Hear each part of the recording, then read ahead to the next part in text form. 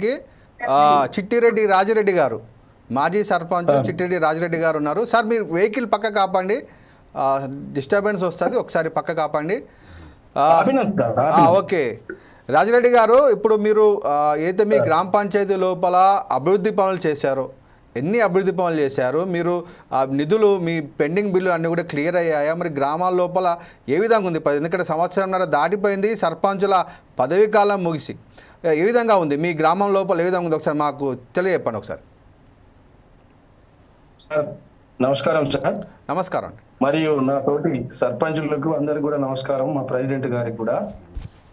ముఖ్యంగా ఒక్కటే సార్, గత ప్రభుత్వము అన్ని దాదాపుగా బిల్స్ వస్తూనే ఉన్నాయి, చేస్తూనే ఉన్నాం.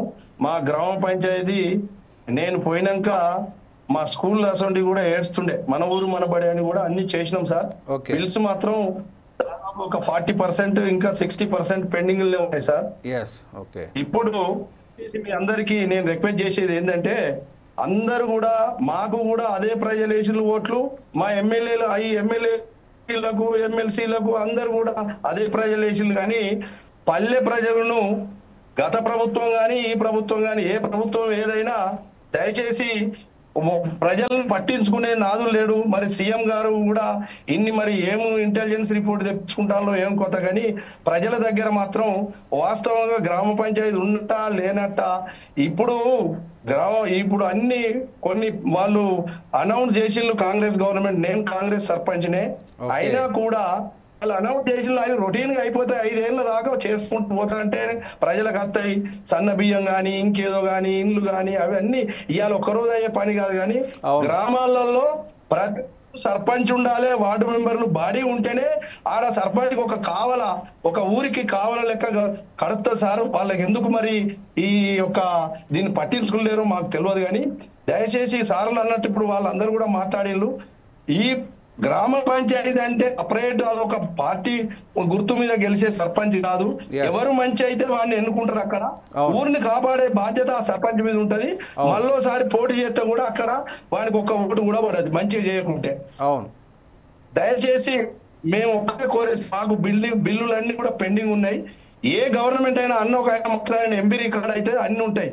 ఓకే, ఆయన ఇంతకుముందు గవర్నమెంట్ లో కూడా ఎన్ని 100 కోట్లు కూడా బిల్స్ పెండింగ్ ఉన్నాయనే అది ఉన్నది.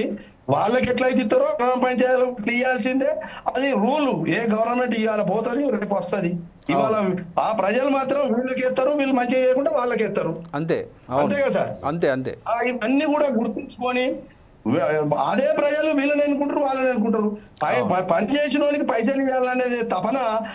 ఎక్కడైతే వీళ్ళు ఇచ్చేటోళ్ళు డిపార్ట్మెంట్స్ ఉన్నాయో అవన్నీ కూడా అవగాహన చేసుకోవాలి. అందరు వట్టిగా ఎంపీడీఓలు కానీ ఏది కానీ కరెక్ట్ సమాచారం తెప్పించుకో, పలాని గ్రామ పంచాయతీలో పలాని డెవలప్ అయింది, వాళ్ళకు పైసలు ఇవ్వాలి పద్ధతి ప్రకారంగా. ఇన్స్టాల్మెంట్ బేస్ మీద ఇలానే ఆలోచన లేదు.